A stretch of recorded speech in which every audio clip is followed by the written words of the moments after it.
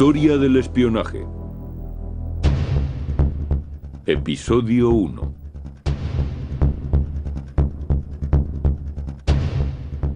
Espías y servicios secretos son conceptos que inspiran intriga y emoción. Ningún personaje ha encarnado mejor que James Bond nuestra idea de espía. Sin embargo, ese papel está muy lejos de la realidad. Desde los cuarteles generales del servicio secreto se controla toda la red de espionaje mundial.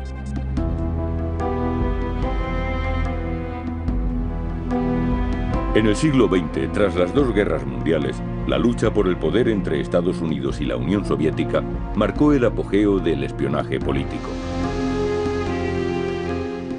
Los grandes espías han ido determinando el curso de la historia. Algunos de ellos como héroes, otros como traidores. Algunos movidos por el idealismo, otros por el afán de aventuras o por pura codicia.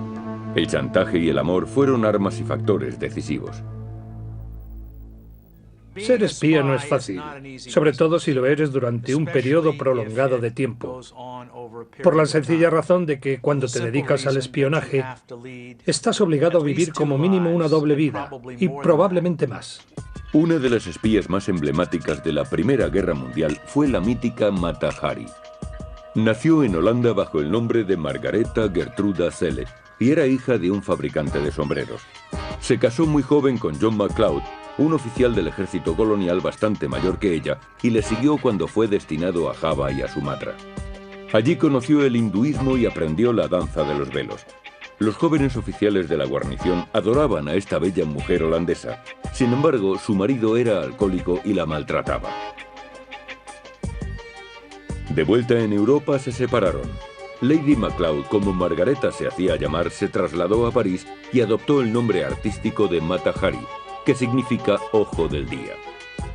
En París se dedicaba a bailar la danza de los velos y enseguida alcanzó fama internacional. Tenía muchos amantes, incluido el heredero de la corona alemana. Al menos eso decía ella.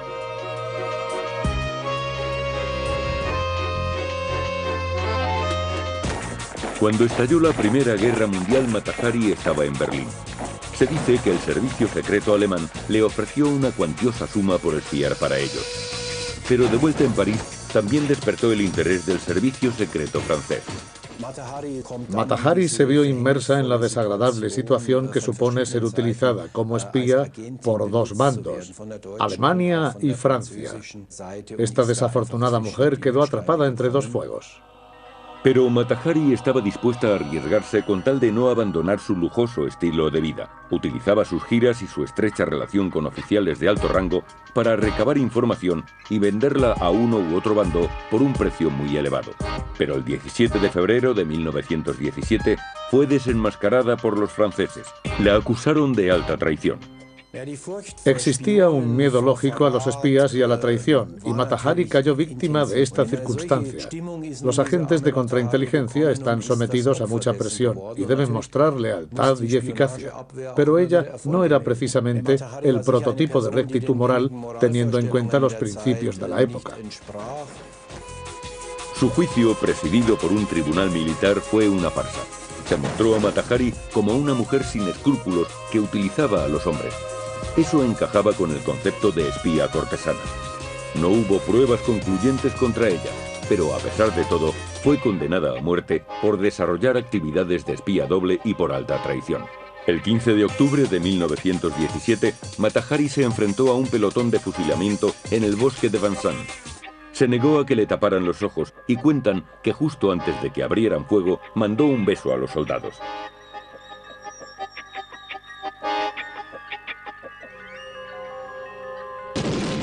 La Primera Guerra Mundial supuso un gran desgaste para Europa y se cobró la vida de 20 millones de personas. Las monarquías desaparecieron y se rediseñó el mapa del mundo. En Rusia, la revolución comunista marcaba el principio de una nueva era. Las privaciones de los años 30 llevaron la dictadura al poder, Hitler en Alemania y Stalin en Rusia. Se preparaba una nueva guerra. Después de invadir Polonia, Bélgica y Francia, Hitler pretendía atacar la Unión Soviética. Pero Stalin fue advertido de sus planes. Desde Japón, su espía más prestigioso, Richard Sorge, le facilitó la fecha exacta del ataque. Sin embargo, Stalin no lo creyó. Pensó que Sorge, al ser alemán, era agente doble. Durante la Primera Guerra Mundial, postrado en una cama del hospital, Sorge leyó las obras de Marx y Engels. Más tarde, cuando estudiaba ciencias políticas, participó en el motín naval de Kiel y terminó uniéndose al Partido Comunista.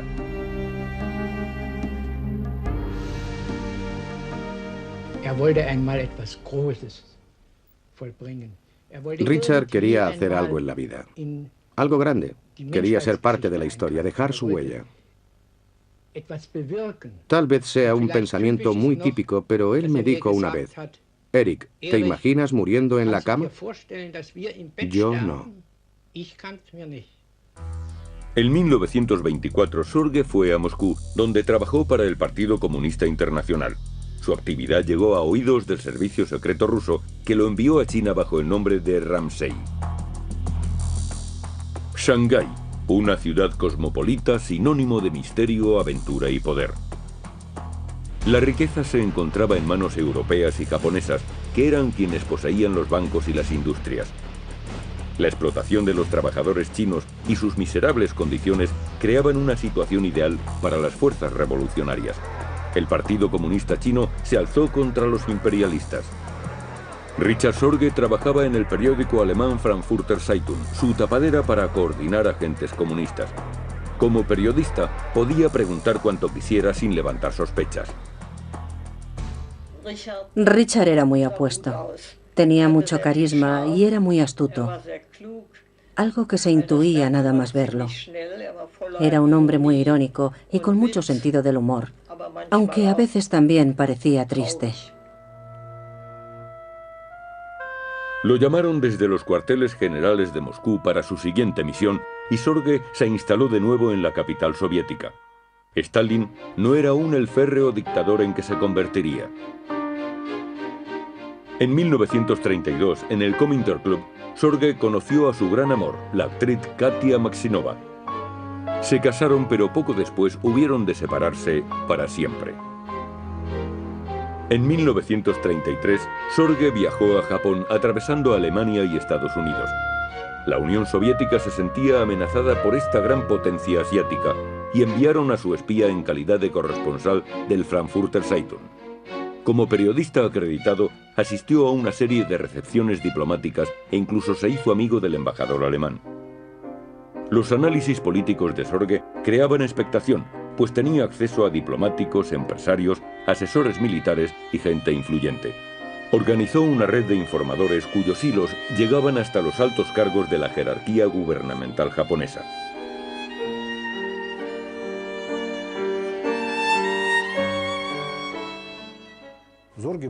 Sorge era un superhombre. Era como James Bond.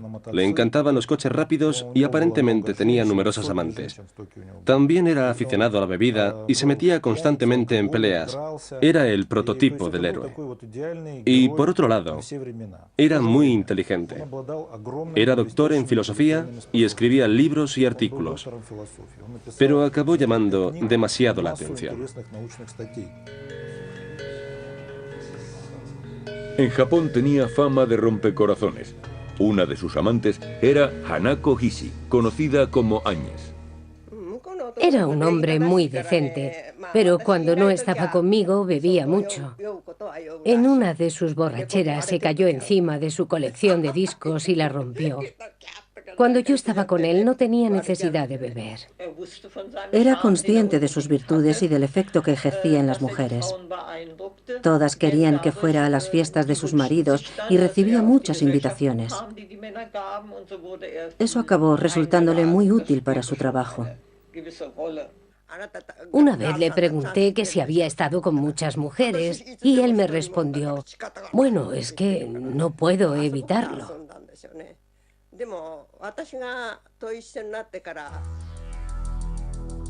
Pero a pesar de ser tan amante de las fiestas y de las mujeres, Richard Sorge nunca olvidó su misión. En Berlín, Hitler informó al embajador japonés de la fecha del ataque contra la Unión Soviética. Gracias a sus contactos con las personas más cercanas al primer ministro japonés, Richard Sorge se enteró y comunicó a Stalin la fecha, los efectivos y las directrices del ataque de las fuerzas alemanas.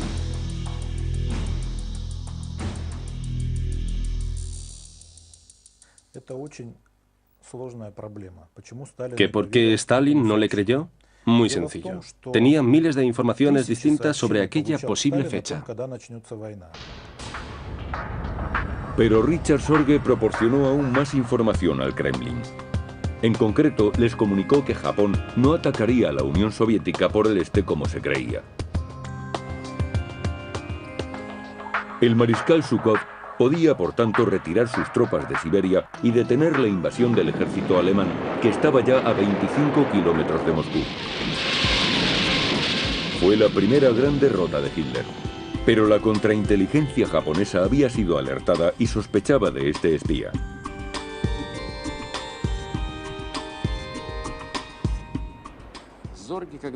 En una de las últimas cartas que Richard Sorge escribió a su casa a Moscú, decía: creo que nuestro grupo está en peligro. Voy a solicitar permiso para volver cuanto antes a Moscú.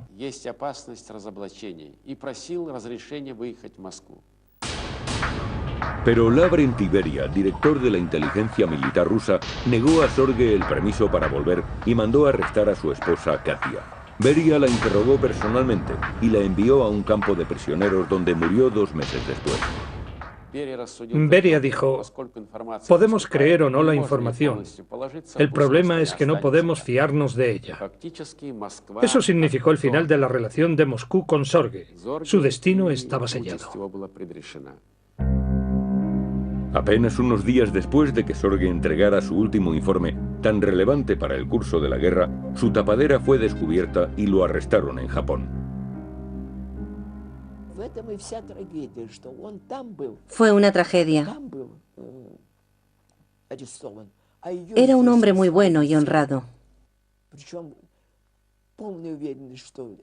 A él lo arrestaron en Japón y a Katia aquí en Moscú. Y no dieron ningún motivo.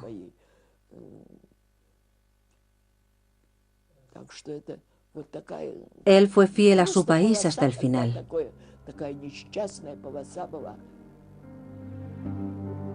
Los japoneses querían cambiar a este espía por otro agente. El embajador soviético dijo que jamás había oído hablar de Richard Sorge y aquello firmó su sentencia de muerte. Con motivo del aniversario de la Revolución de Octubre, el 7 de noviembre de 1944, Richard Sorge fue ahorcado. Los rusos no querían cambiar a Sorge y por eso negaron conocerlo. No fue nada personal. Cayó víctima de la política. En 1945, Stalin no quería tensar las relaciones con Japón. El nombre de Richard Sorge no fue honrado hasta el mandato de Khrushchev. En 1964 se le concedió el título póstumo de Héroe de la Unión Soviética. Sorge reúne 3 cualidades primordiales para un héroe: la ideología, el talento y el intelecto.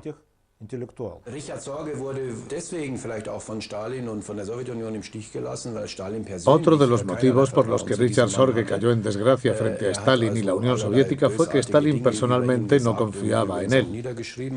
Hizo todo tipo de observaciones hostiles contra Sorge, como atestiguan los textos escritos. Así que debemos incluir la actitud de Stalin en la ecuación. Igualmente, Stalin había recibido varios informes sobre el proyecto británico y estadounidense de la bomba atómica, pero tampoco los creyó. En los laboratorios de Los Álamos en Nuevo México, un equipo internacional de científicos trabaja en el desarrollo de la bomba atómica. Entre los investigadores de ese equipo se encontraba el físico nuclear germano-británico Klaus Fuchs, que también era espía.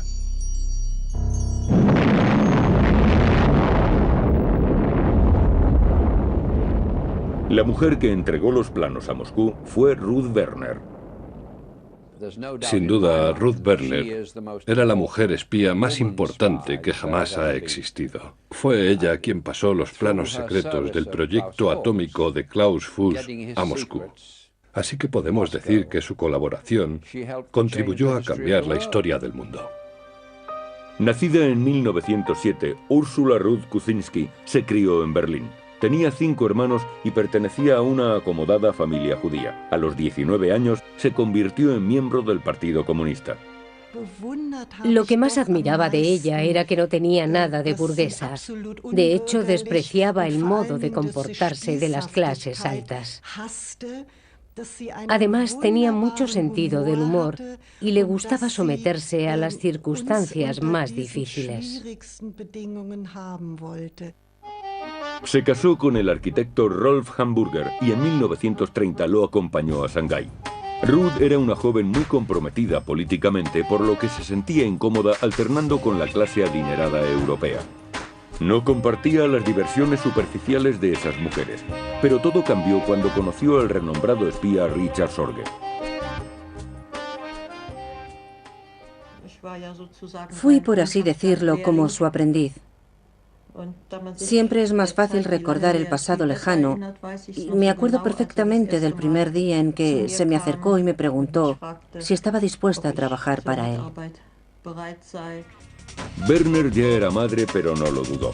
Bajo su nombre en clave, Sonia, recababa información, contactaba con los comunistas chinos y almacenaba armas en su propia casa. Todo a espaldas de su marido. No creo que buscara forjarse una carrera como espía. Era su modo de luchar por la justicia, no hay duda. En 1933, Ruth Werner viajó a Moscú para ser entrenada en el oficio de espía. Su siguiente misión la llevaría a Manchuria, al norte de China, y se llevó consigo a su hijo Michael. Cuando yo tenía 3 años, mi madre fue enviada a Manchuria para ayudar al Partido Comunista Chino. Tenía que conseguir explosivos y establecer conexiones de radio. Ruth Werner dominaba el código Morse y se comunicaba por radio con Richard Sorge. En la Manchuria ocupada por los japoneses, corría constantes peligros. Por miedo a que se descubriera su tapadera, sus jefes le hicieron volver a Moscú. Una vez allí, hubo de enfrentarse al hecho de que los ideales comunistas de su juventud habían sido sustituidos por el terror estalinista. Sus amigos desaparecían víctimas de las purgas. No sé cómo yo me libré cuando tantos otros cayeron. Es algo que aún hoy me sigo preguntando. Me dijeron que no me reuniera con tantos alemanes y que era mejor que me fuera si no quería tener problemas. Desde Varsovia, donde había nacido su hija Janina, Ruth Werner voló a Suiza. Allí se estableció y creó una red de agentes entre los que se encontraba Len Burton, un comunista británico, veterano de la Guerra Civil Española.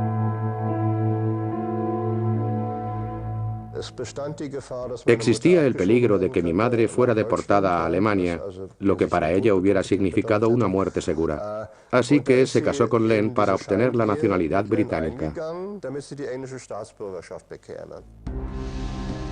En 1940, Ruth Werner se trasladó a Inglaterra, su último y más significativo destino. Pude percatarme de que allá donde fuéramos, para ella siempre era imprescindible instalar una antena larguísima. Fue lo que hizo en Polonia y también en Inglaterra. Yo creía que le gustaba escuchar la radio. No tenía ni idea de que trabajara como espía secreta. Mi madre guardaba esos secretos con muchísimo celo. Solo mintió a los cuarteles generales en Moscú cuando se quedó embarazada de mí. Debería haberles informado, pero la habrían obligado a elegir entre el trabajo y el bebé. Ruth Berner supo compaginar su vida laboral con su familia. Estuve en el centro de los acontecimientos políticos, de la Guerra Fría, del desarrollo de la bomba atómica en ambos bandos, y, por supuesto, en ningún momento sospeché nuestra implicación, la implicación directa de mi madre en todo aquello. Ruth Berner y su familia vivían cerca de Oxford. Su contacto más importante era Klaus Fuchs. Nacido en Rüsselsheim en 1911, hijo de un teólogo protestante, Fuchs estudió matemáticas en Kiel. Como activista en el movimiento comunista universitario, tuvo que huir a Gran Bretaña en 1933. A partir de 1941, este experto en física nuclear participó en el proyecto atómico militar. Sus compañeros comunistas le pusieron en contacto con el servicio de inteligencia soviético. Así fue como pasó los planos secretos a Ruth Berner. Inmediatamente me di cuenta de que era una especie de académico o profesor. Carecía de todo sentido práctico y era bastante lento, a pesar de su inteligencia y de su educación. Siempre nos citábamos en el campo y caminábamos cogidos del brazo, como si fuéramos novios. No sabía a qué se dedicaba hasta que me entregó aquel enorme libro. Eso me dio la pista. Los secretos de la investigación revelados por Klaus Fuchs aceleraron varios años el desarrollo de la bomba atómica soviética. En 1949, solo 4 años después que los estadounidenses, los soviéticos hicieron explotar su bomba.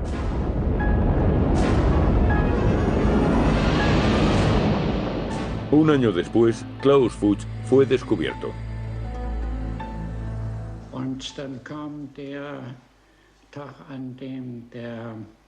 Fue entonces cuando el subdirector, el doctor Skinner, que era un buen amigo mío,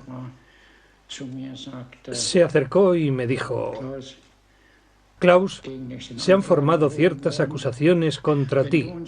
Si nos garantizas que son falsas, estaremos a tu lado y lucharemos juntos contra la calumnia. Era una situación para la que no estaba preparado. Como espía e informador debía de haberme alegrado, pero como persona me vi enfrentado con el conflicto de las relaciones humanas. Se trataba de un amigo al que apreciaba, mostrándome una confianza ciega. Me vine abajo sin remedio. El arresto del espía Klaus Fuchs conmocionó al mundo. Ruth Berner, por el contrario, logró escapar gracias a la suerte y a la precaución. En 1950 se trasladó con su familia a Alemania Oriental y abandonó sus actividades como espía. 20 años fueron suficientes. Quería convertirme en una ciudadana corriente, así que me uní al partido y viví como el resto de la gente. Klaus Fuchs, condenado a 14 años de prisión por espiar para la Unión Soviética, fue perdonado en 1959 y deportado a Alemania Oriental, donde continuó con su carrera como físico nuclear.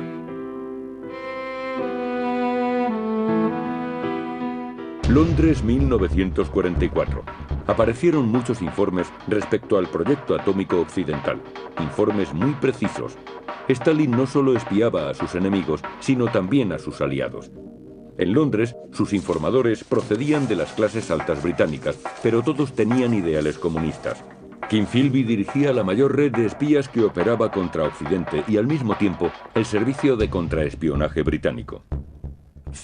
Philby fue seguramente el que más estragos causó en la inteligencia occidental. ¿Cómo era posible que un joven procedente de la clase alta británica se convirtiera en espía soviético? Kim Philby había estudiado historia y economía en Cambridge. La Gran Depresión de los años 30 fue para muchos la prueba de que había pasado el tiempo de los antiguos sistemas y que el futuro pertenecía a la ideología comunista. Esta ideología influyó sobre todo en los estudiantes de las universidades de élite. El servicio secreto soviético reclutaba a jóvenes procedentes de las clases altas. Como estudiaban en la universidad, serían los que en el futuro se trazarían carreras de éxito. Acabarían ocupando puestos influyentes en sus países de origen y podrían serle útiles a la Unión Soviética. Efectivamente, los estudiantes reclutados por el KGB tuvieron carreras de éxito. Se los conoció como los 5 de Cambridge. Guy Burgess trabajaba en el Ministerio de Exteriores, Donald Maclean en la Embajada Británica en Washington. Y Anthony Blunt, historiador del arte, incluso fue nombrado caballero. Pero la carrera más importante fue la de King Philby, director de contraespionaje del MI6. Era, en apariencia, un hombre con mucho encanto. Tartamudeaba un poco cuando hablaba, pero tenía mucho éxito social. Iba a fiestas, bebía bastante alcohol y encandilaba a todas las mujeres. Arrastraba varios matrimonios e innumerables romances. Era de ese tipo de personas que atraen a los demás hacia sí. Seguramente por eso fue tan eficiente en su papel como espía. Al finalizar la Segunda Guerra Mundial, los 5 de Cambridge informaron a Stalin sobre las intenciones de los aliados. Eso le permitía saber hasta dónde podía llegar en las negociaciones en Teherán y Yalta. Sabía que los británicos y los estadounidenses se desentenderían de Europa del Este. Estambul, 1945.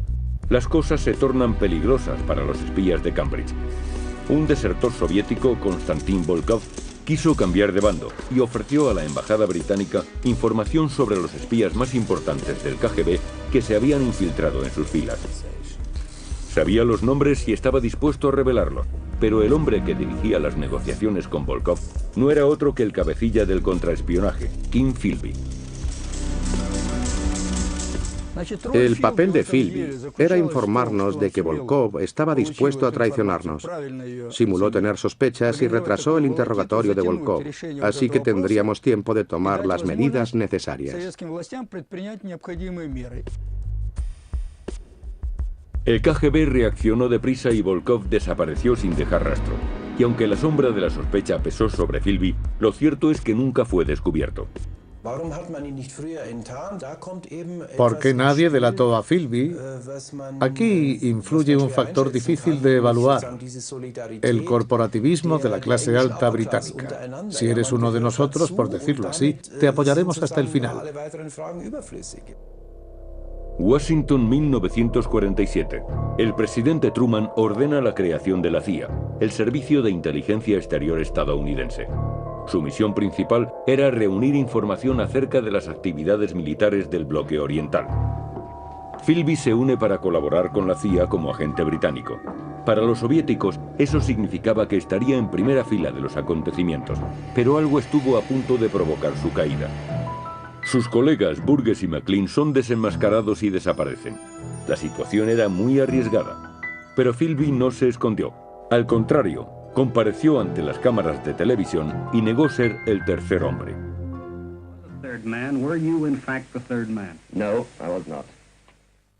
Philby era muy fuerte mentalmente, tenía mucho autocontrol y unos nervios de acero. Pero perdió su puesto y fue despedido. Trabajando ya como periodista, hubo de viajar a Beirut, donde por entonces se concentraban gran cantidad de espías. Aunque estaba siendo vigilado, allí volvió a contactar con el KGB. En esta ocasión fue desenmascarado. Los británicos estaban listos para actuar, pero los rusos fueron más rápidos. Se tomó la decisión de que Philby debía dejar su actividad. Era mejor que se apartase. Su situación era ya demasiado complicada y no solo él corría peligro, nos estaba exponiendo a nosotros. Era el momento de que se retirase en el país para el que había trabajado, la Unión Soviética. Una vez en Moscú, Philby traicionó a más agentes que trabajaban para los británicos. Sus anteriores colegas del servicio secreto británico coincidían en que era un castigo. Pasar sus largos años de retiro en Moscú era el precio que tenía que pagar.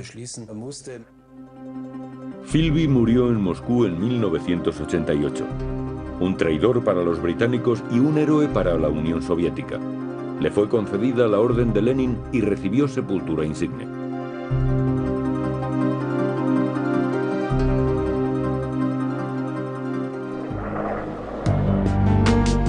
En Washington, capital de la otra superpotencia, se desenmascaró a un maestro del espionaje soviético que no era comunista, sino capitalista.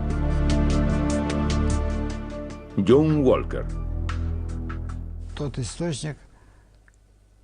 Cualquier servicio secreto hubiera estado orgulloso de contar con él. Como oficial de comunicación en la Armada estadounidense, John Walker tenía acceso a los códigos empleados por el ejército. Profundamente endeudado tras su divorcio, Walker necesitaba dinero.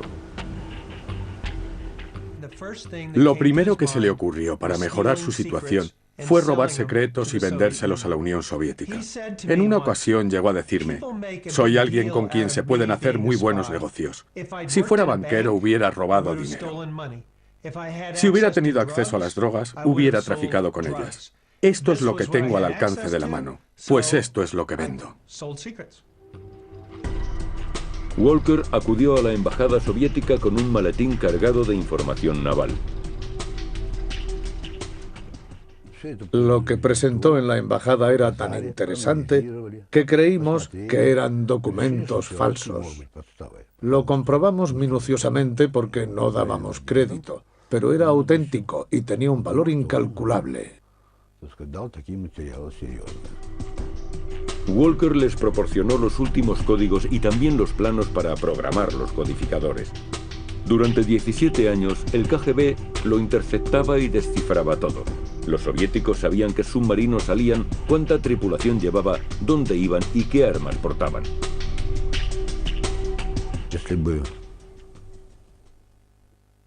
Si hubiera estallado la guerra entre Estados Unidos y nosotros, les habríamos ganado. Walker ganó millones de dólares traicionando a su país. Los soviéticos depositaban el dinero en lugares previamente acordados. Pero su vida privada provocó su caída. Fue su mujer la que descubrió a Walker. Dijo que uno de sus errores había sido no matar a su mujer, a su exmujer. No le dio nada. Por $10.000 la hubiera mantenido callada. Obviamente, ella lo sabía todo. Hacía años que sabía que su marido era espía.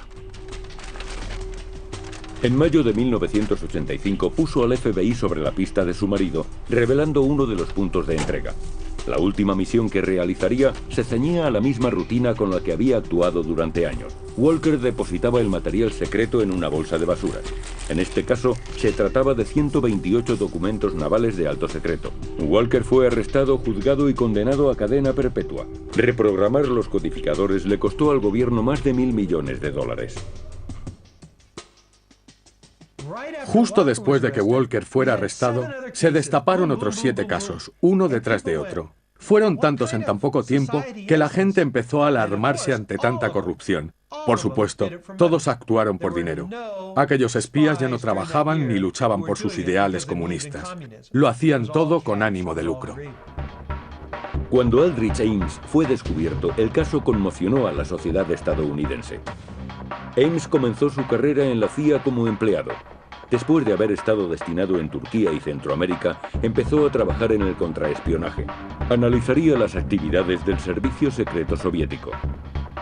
En 1985 se presentó en la embajada soviética en Washington y ofreció información secreta a cambio de dinero.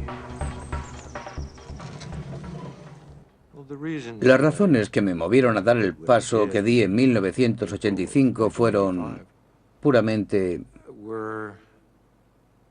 personales y mundanas.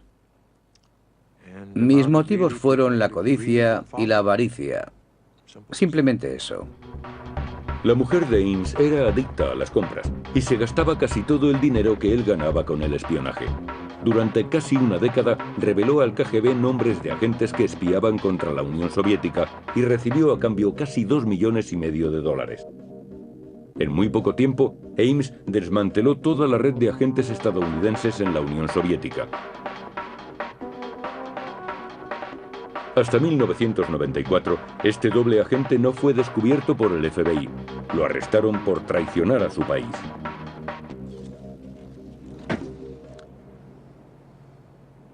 El impacto, la ansiedad, el reconocimiento instantáneo. Uno ve toda su vida pasar ante sus ojos. Tienes la sensación de que todo acaba, pero sin notar alivio. Es muy angustioso.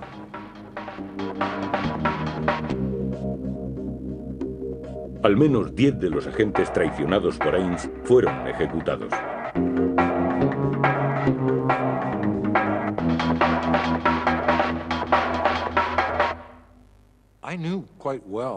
Cada vez que revelaba el nombre de uno de nuestros agentes a la Unión Soviética, sabía a lo que les estaba exponiendo y lo que les esperaba.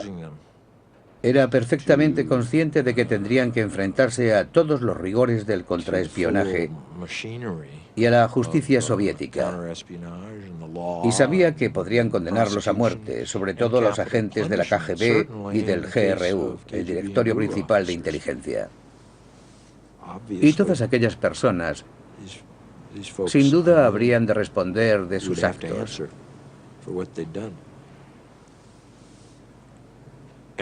La verdad es que disfrutaba. Incluso me acabaron divirtiendo las reacciones de la gente al respecto. Una de las víctimas de Ames fue Dmitry Polyakov, que fue durante 25 años el espía occidental más eficaz en la Unión Soviética.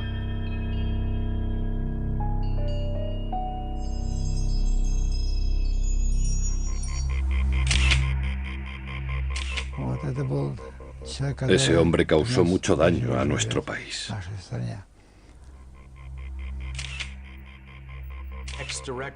El exdirector de Inteligencia Central, Jim Gousley, lo consideraba la joya de la corona del espionaje occidental durante la Guerra Fría. Arruinó las carreras de 1.500 de los nuestros. Polyakov trabajó durante 15 años bajo las circunstancias más difíciles que pueden rodear a un espía, vigilado por el sistema de contraespionaje más poderoso del mundo. A principios de los 60, el KGB envió a Polyakov a Estados Unidos, donde se hizo pasar por diplomático y trabajó en las Naciones Unidas. Durante este periodo, la crisis de los misiles cubanos estuvo a punto de provocar una guerra nuclear. Polyakov perdió la fe en los ideales comunistas y se ofreció a cooperar con el contraespionaje estadounidense. El motivo de Polyakov sigue siendo uno de los grandes misterios de la historia del espionaje. Existen varias hipótesis respecto a por qué desertó. Tenía un hijo que enfermó, y cuando empezó a trabajar en Nueva York, pidió permiso para que lo trataran allí. Pero el gobierno se negó y su hijo murió. Hay muchos que creen que este fue el punto de inflexión.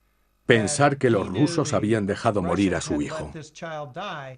Buscaba retos. Siempre le gustaron las situaciones extremas.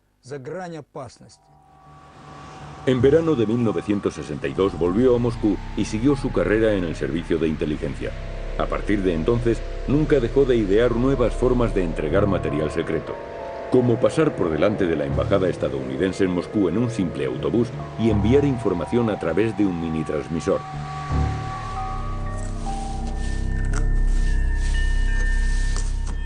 O esconder películas en ladrillos. De camino al trabajo, dejaba los ladrillos en el Parque Gorky. Cada paso estaba calculado.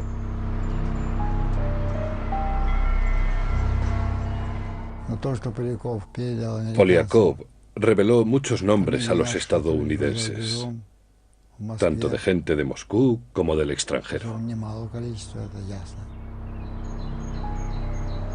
Polyakov dio el nombre de 19 agentes de la CIA reclutados por el KGB, de 150 agentes en el extranjero y de 1.500 espías soviéticos. Fue un completo desastre para las redes de espionaje soviéticas que había en Occidente. Sus revelaciones fueron nefastas para la Unión Soviética.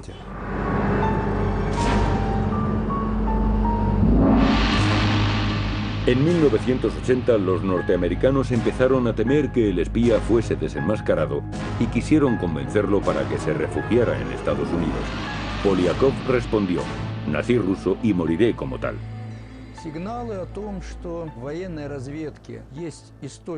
Lo sospechábamos desde hacía tiempo.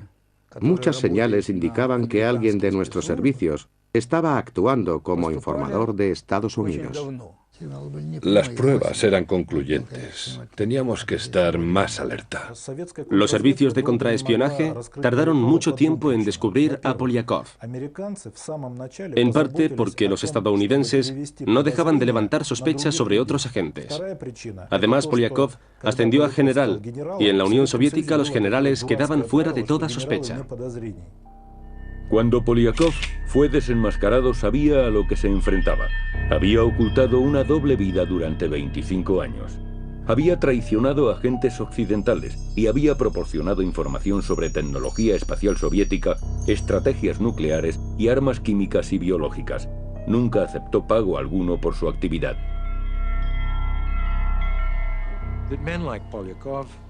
Los hombres como Polyakov no solo daban nombres, también revelaban secretos. Yo hice lo mismo por los motivos que a mí me parecieron adecuados. Yo traicioné los nombres de muchas personas.